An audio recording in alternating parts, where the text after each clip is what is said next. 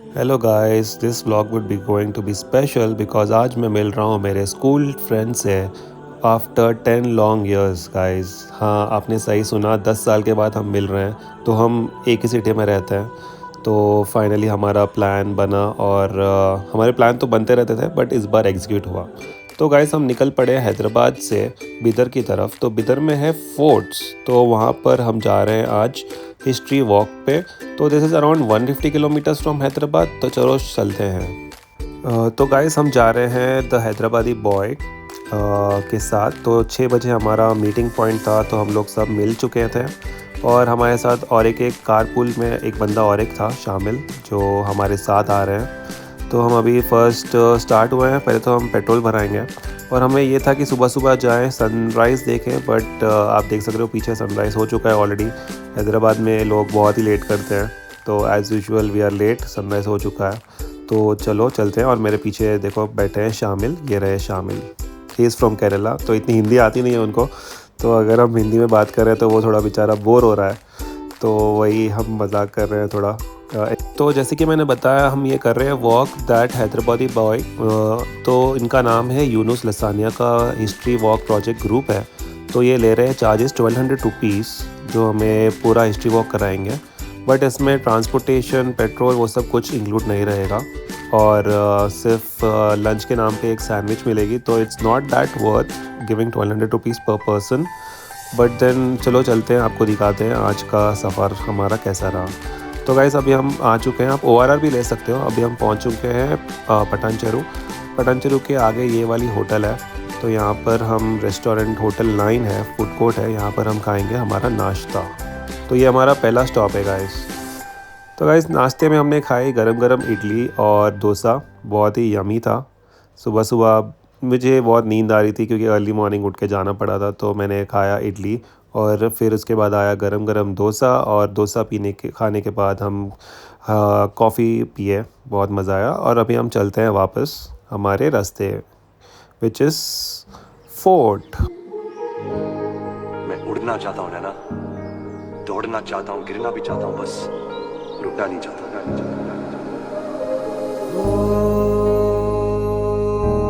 सफरनामा सवालों का सफरनामा है खुदा। तो गाइस हमको ये ब्रिज के नीचे से राइट लेना है और 20 किलोमीटर्स आगे जाने के बाद इधर कर्नाटका का बॉर्डर आ जाएगा। तो गाइस ये देखो कैसे यहाँ पे रुका रुका के पैसे पूछ रहे हैं लोग। और हमारे आगे है रेलवे फाटक, मतलब रेलवे क्रॉसिंग। तो मुझे अभी भी रेलवे क्रॉसिंग आती है, बहुत अच्छा लगता है, ट्रेन जाते हुए देखने मिलता है। तो या it's a fascinating thing for me. तो ये देखो हमारे सामने चल रही है कर्नाटका की बस। ये बस जाएगी बिदर। तो अभी हम यहाँ से ऑलमोस्ट 10-15 किलोमीटर्स के बाद कर्नाटका शुरू हो जाएगा, फिर हम पहुँच जाएंगे बिदर फोर्ट। मुझको पता तू रहता कहाँ, क्या तेरा पता। हम तो यहाँ पे मुसाफिर हैं जो ढूंढते अपनी मंजिल का पता। शामें मलंग सी, रातें सुरंग सी, बाली उड़ान पे ही ना जाने क्यों इलाही मेरा जी आए आए, इलाही मेरा जी आए आए। अब देखो ना आए जो अब कोई सुबह तेरे बिना, और चाहूं ना हो सच कोई ख्वाब मेरा तेरे बिना। यार इट्स 9:30। तो सुबह we started around 6:30। We took a breakfast break और हम पहुंच चुके हैं यहाँ पे Bidar fort. So this is the Bidar fort. Let's go inside, it's sunny and this was a ride Astor MG। So guys, everyone arrived in their cars and we assembled, had a little introduction round and we started तो guys before we started तो यहाँ पर picnic के लिए बहुत सारे बच्चे भी आए हैं और इन्हें देख के हमें हमारी बचपन की यादें भी आ गई है। तो चलो अंदर चलते हैं। ये है बिदर फोर्ट, जो एक समय पर बहामनी सुल्तानेट का इम्पोर्टेंट फोर्ट में से एक था। तो आप इसके ऊपर भी देख सकते हैं, इसके टाइल्स अभी भी इंटैक्ट है। तो इसके बारे में मैं आपको बताता हूँ। ये फोर्ट बिदर के शहर से कुछ ही किलोमीटर दूर है। आज हम यहाँ आए हैं हिस्टोरिक प्लेस का सफ़र के लिए। बिदर फोर्ट की हिस्ट्री काफ़ी पुरानी है और इसका कंस्ट्रक्शन 15th सेंचुरी में शुरू हुआ था, जब बहामनी सुल्तानेट का रूल था। तब ये फोर्ट काफ़ी स्ट्रैटेजिक था, यहाँ डिफेंस और पावर का सिंबल था। तो गाइस ये फोर्ट बिदर प्लेटो पे बना गया है और इसकी दीवारें बने हैं लैटेराइट से। तो ये एक टाइप ऑफ रॉक होता है, रेड कलर्ड रॉक। तो ज़्यादा वजन नहीं होता इस पर, बट ये बहुत ही सॉलिड रॉक होता है। तो ये फोर्ट बनाया गया था Sultan Alauddin Bahman of the Bahmani kingdom, और वो मोस्ट फॉर्मिडेबल फोर्ट्स में से कहा जाता है इंडिया के। तो ये हमारा पहला स्टॉप है, ये है रंगीन महल। तो गाइज़ ये एक बहुत ही खूबसूरत और हिस्टोरिकल हिस्सा है। इसका नाम ही आपको बताता है कि रंगीन महल का मतलब है कलरफुल, और ये पैलेस अपने रंगीन और आर्टिस्टिक डिज़ाइन के लिए जाना जाता है। रंगीन महल का कंस्ट्रक्शन अराउंड 16th सेंचुरी में हुआ था। आदिल शाही रूलर्स का रूल था। ये पैलेस मेनली सुल्तान के लिए बनाया गया था और उस टाइम की लग्जरी और ग्रैंडियर को दिखाता है। महल का अंदर जो डिज़ाइंस है उनमें इंडो इस्लामिक आर्किटेक्चर का परफेक्ट फ्यूजन दिखाई देता है। ये पैलेस काफ़ी ब्यूटीफुल है। आपको यहाँ पर डेलिकेट कार्विंग्स मिलेंगे, इंट्रिकेट टाइल वर्क और कलरफुल स्टेन ग्लास, जो इसको एक वाइब्रेंट और रॉयल फील देता है। वॉल्स पर जो आर्ट है वो इतनी फाइन है कि आप देखते ही समझ जाएंगे कि ये कितनी फाइन क्राफ्टमैनशिप थी। रंगीन महल काफ़ी सिग्निफिकेंट था क्योंकि एक लग्जरी रिट्रीट था जहाँ सुल्तान और उनके नोबल्स रिलैक्स करते थे। ये पैलेस सिर्फ एक रेसिडेंस नहीं था, ये एक कल्चरल हब भी था जहाँ म्यूज़िक, आर्ट और पोइट्री काफ़ी पॉपुलर थी। और सबसे इंटरेस्टिंग बात यह है कि महल अपने इनोवेटिव कूलिंग सिस्टम के लिए भी जाना जाता है। महल के अंदर जो एयर सर्कुलेशन का सिस्टम है वो उन दिनों के लिए काफ़ी एडवांस था। गाइस यहाँ पर आप देख सकते हो, ये है एक वाटरफॉल का फ्लो, जो कि ऊपर से ऐसे पानी आएगा और ये देखो पानी यहाँ से नीचे उतरेगा। तो ये कितना ब्यूटीफुली कार्व्ड है, और नीचे इसके देखो कैसे ही एलिफेंट्स बने हुए हैं, छोटे छोटे एलिफेंट्स। तो आप देख सकते हो वो ज़माने में अगर यहाँ से पानी फ्लो होता होगा तो कितना ये ब्यूटीफुल लगता होगा। ये देखो सारा पानी यहाँ से ऊपर से आ रहा है और ये ऐसे फ्लो होके नीचे जाएगा पानी। तो गाइस अभी हम चलेंगे सोला कम मॉस्क, जो कि फोर्ट के अंदर है और ये आइकॉनिक स्ट्रक्चर है। 16 कम्ब मतलब है 16 पिलर्स, और इस मॉस्क का नाम इसी से इंस्पायर्ड है। इस मॉस्क की आर्किटेक्चर काफ़ी यूनिक है और ये अपने पिलर्स के लिए मशहूर है। जैसा कि नाम से ही क्लियर है, ये मॉस्क 16 ब्यूटीफुली क्राफ्टेड पिलर्स पर बनी हुई है। हर पिलर अपनी डिस्टिंक्ट कार्विंग्स और डिज़ाइन के साथ बना है, जो इस मॉस्क को एक काफ़ी मैजेस्टिक और ऑ इंस्पायरिंग लुक देता है। इस मॉस्क का डिज़ाइन भी काफ़ी इंटरेस्टिंग है। यहाँ पर इंडो इस्लामिक आर्किटेक्चर का परफेक्ट ब्लेंड देखने को मिलता है। Arches, domes and intricate calligraphy, और सबसे ख़ास बात यह है कि मॉस्क काफ़ी ओपन और एरी है, जो एक काम और पीसफुल एटमॉस्फेयर बनाता है। 16 कम मॉस्क काफ़ी पुरानी है और इसका कनेक्शन है बहामनी सुल्तानेट से। ये मॉस्क न सिर्फ रिलीजियस पर्पस के लिए बनाई गई थी, बल्कि इसके सिंबल में भी माना जाता है कि उन टाइम्स के आर्टिस्टिक और आर्किटेक्चरल ब्रिलियंस का। तो गाइस हम ऊपर आ गए थे मॉस्क के, और ये रहा व्यू ऊपर से। तो ऊपर इसके डोम्स भी दिख रहे हैं। मॉस्क के पीछे, मेरे पीछे देख सकते हो आप कैसे ये डोम्स बने हैं छोटे छोटे। ये पिलर के ऊपर, हर एक पिलर जो नीचे है ये उसके ऊपर ये डोम बना है।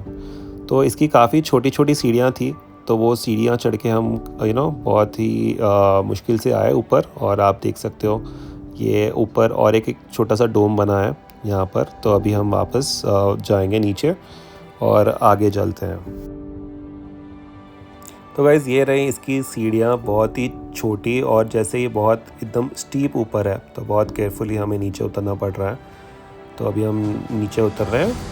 तो गाइज़ काफ़ी घूमने के बाद हमें बहुत प्यास लग रही थी, तो हमने तुरंत we had a fast up drink. इसको पानी में मिलाकर हमने पी लिया क्योंकि we are already feeling dehydrated, काफ़ी धूप है।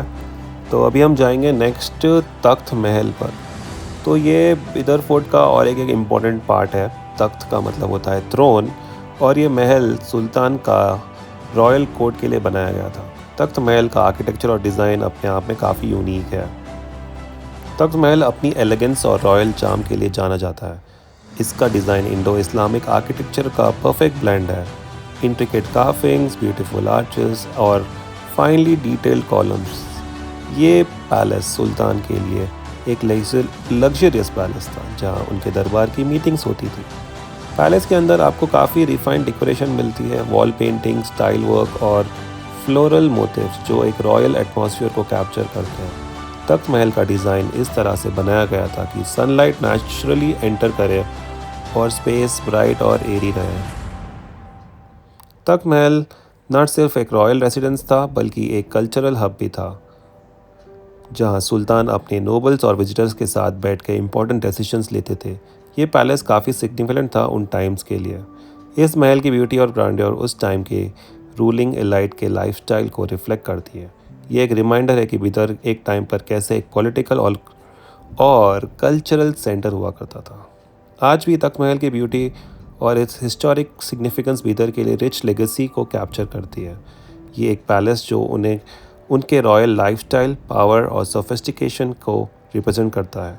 तख्त महल सिर्फ एक मॉन्यूमेंट नहीं है, ये काफ़ी इम्पोर्टेंट चैप्टर है बिदर की हिस्ट्री में। तो गाइस हम ऊपर आ गए और ये सीढ़ियाँ चढ़ के काफ़ी छोटी छोटी सीढ़ियाँ से हमने ऊपर चले गए और ऊपर जाके हमने व्यूज़ देखा। बहुत ही ब्यूटीफुल व्यूज़ थे सारे, यहाँ से हमें बहुत दूर दूर का दिख रहा था। तो ये 3 फ्लोर्ड बिल्डिंग है और यहाँ पर से बहुत केयरफुल रहना है कि अगर नीचे गिर जाओगे तो तकलीफ़ होगी या ऊपर पहुँच जाओगे सीधा।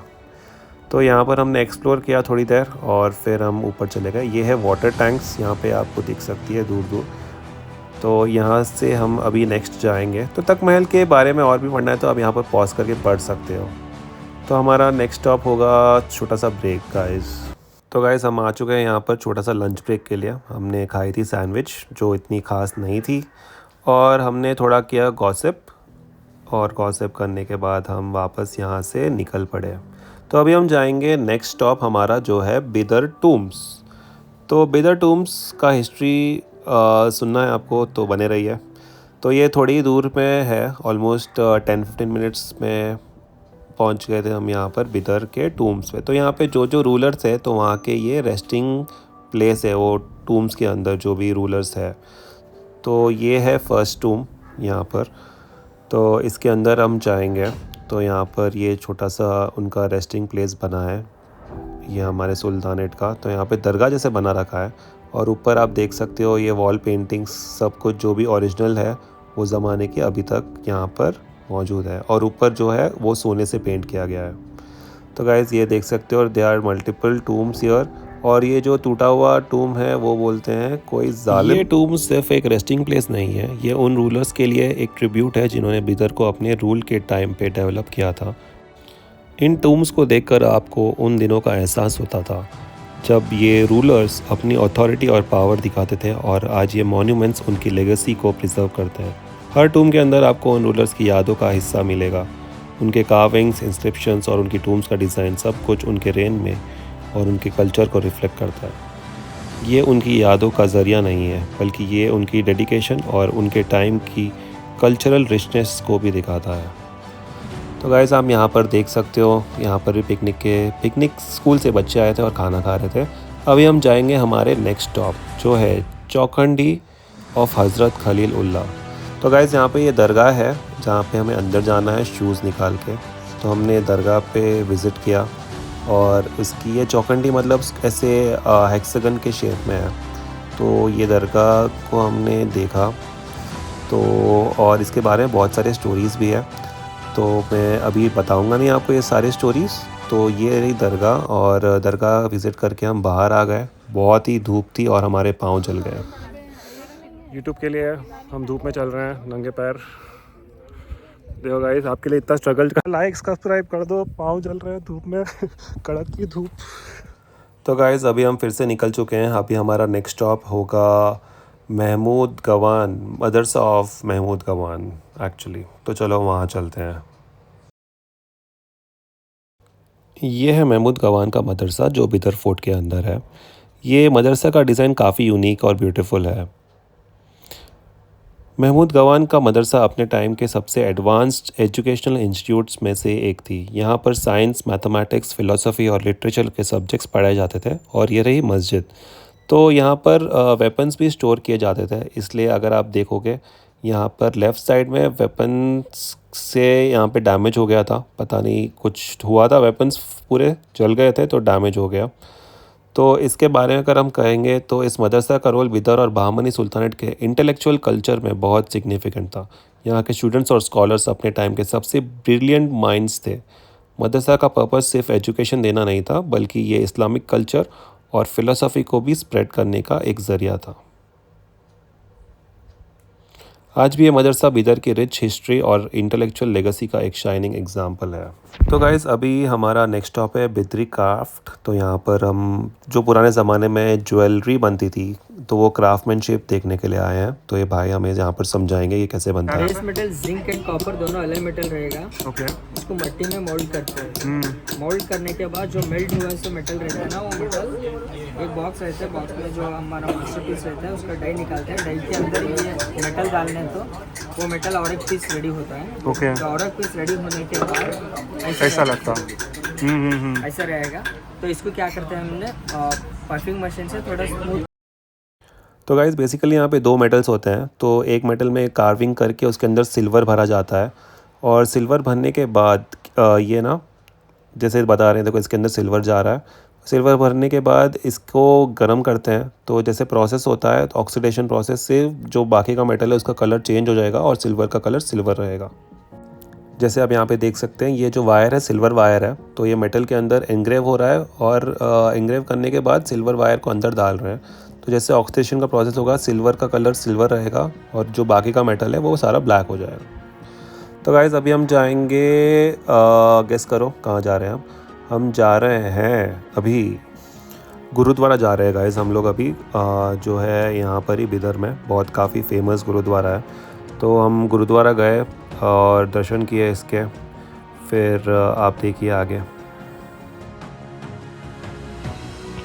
तो गाइस, हम यहाँ पर आए हैं, ये है अमृत कुंड। तो इसके बारे में पढ़ना है तो यहाँ पर आप पॉज करके पढ़ सकते हो। तो कहते हैं यहाँ पे गुरु नानक जी आए थे, पानी बहुत सॉल्टी था, तो उन्होंने टच किया तो पानी स्वीट हो गया। तो गाइस, इसके बाद हम जाएंगे अभी और एक जगह जो हमें कवर करनी है। तो हम निकल पड़े हैं यहाँ से और अभी हम पहुँचने ही वाले हैं वो वाली जो जगह है। तो हमारे साथ और एक फ्रेंड हमारे ज्वाइन हो गए। तो अभी हम जा रहे हैं हज़रत मुल्तानी बाबा, इस दरगाह का नाम है। तो ये है ज़हीराबाद और बिदर के बीच में। तो ये देख सकते हो आप, ये राउंड बना है। तो ये है लाइमस्टोन बनाने की मशीन। तो हाथ से बनाते हैं इसको लाइमस्टोन। ये जो वाइट वॉल्स है बाहर, ये लाइमस्टोन से बनी है। और ये रेप्लिका है ताजमहल की, हज़रत मुल्तानी बाबा की दरगाह। तो ये सेम स्ट्रक्चर देखो, ताजमहल जैसे बना है ये, बट अभी बंद है एंट्रेंस, तो बाहर से हम आपको दिखा रहे हैं। तो यहाँ पे रास्ते में एक लेक आई है, तो we just stop to see this lake and that's the bridge, water gate. वहाँ पे एक आदमी फिशिंग कर रहा है। तो लेट्स गो। तो गाइस, एक्चुअली हमको सनसेट देखना था, बट लेक के पास जगह नहीं थी, तो हम यहाँ पर आ गए हैं। तो ये कुछ सुनसान कुछ जगह है बहुत, यहाँ पे पुरानी बिल्डिंग्स बनी पड़ी है। तो हम जैसे तैसे करके ऊपर चढ़ गए इसके, क्योंकि यहाँ से हमें थोड़ा एलिवेटेड जगह मिलेगी और हम यहाँ से सुंदर सा सनसेट देख पाएंगे।